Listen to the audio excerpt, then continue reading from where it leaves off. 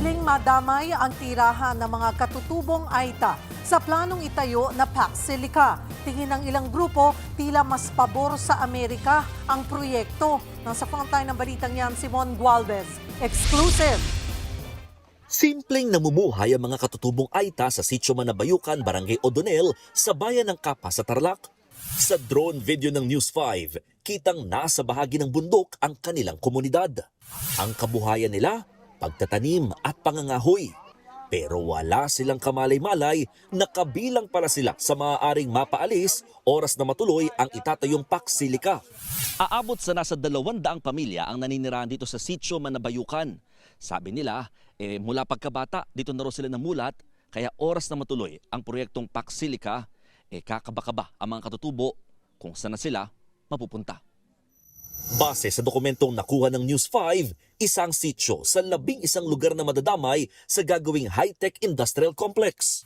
Naiyak ako, sir, kasi mahal ko po kasi yung bundok dito sa amin kasi lupa ng nuno po pa namin. Kung sino man pong maawa dito sa amin, wag po kaming palisin dito, sir. Wag po kaming idamay. Wala pa naman doon nagpupunta ng mga tauhan ng Bases Conversion and Development Authority o BCDA sa lugar. Ang BCDA ang nangangasiwa sa New Clark City na pagtatayuan ng Pax Silica.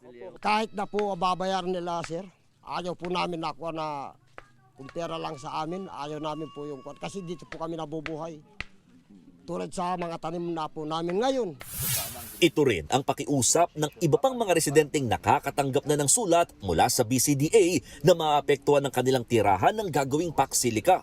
Nauna namang sinabi ng Pangulo ng BCDA na walang idadamay ng mga ancestral domain.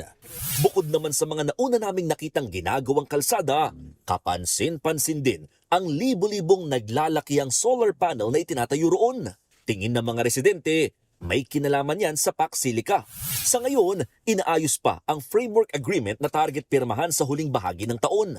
Oras na maisapinal, sisimulan ang konstruksyon ng hub sa 2028. Pero dahil sa mga nakikitang development sa paligid, tingin ng lokal na pamahalaan, tila done deal na ang proyekto. Kaya sana raw makipag-ugnayan sa kanilang BCDA. Naintindihan naman natin yon, no? Para yung at least ma-advance yung technology ng Philippines insofar as the AI technology is concerned. Yun nga lang, yung katulad ng pakiusap namin, sana makita rin naman yung ibang repercussions nito insofar as our community is concerned. Nauna nang ipinagmalaki ni Pangulong Bongbong Marcos na makakalikha ng maraming trabaho ang Pax Silica.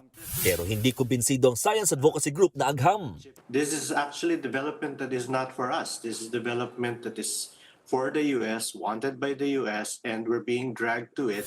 Ayon naman sa Malacanang, pwede pa rin naman daw baguhin ang mga probisyon sa agreement ng Pax Silica. Actually, kaya nga po ito ay inihahayag ng ating pamahalaan patungkol sa Pax Silica dahil kung sino man po yung ibang mayroong issue patungkol sa di umano magiging problema sa supply ng tubig, sa supply ng kuryente, lahat pong ito ay isinasaalang-alang ng pamahalaan.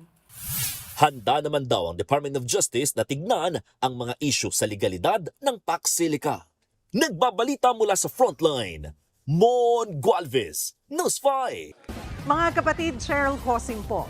Maging maalam at may pakialam sa mga napapanahong issue at headlines. Mag-follow at mag-subscribe na sa social media pages ng News 5.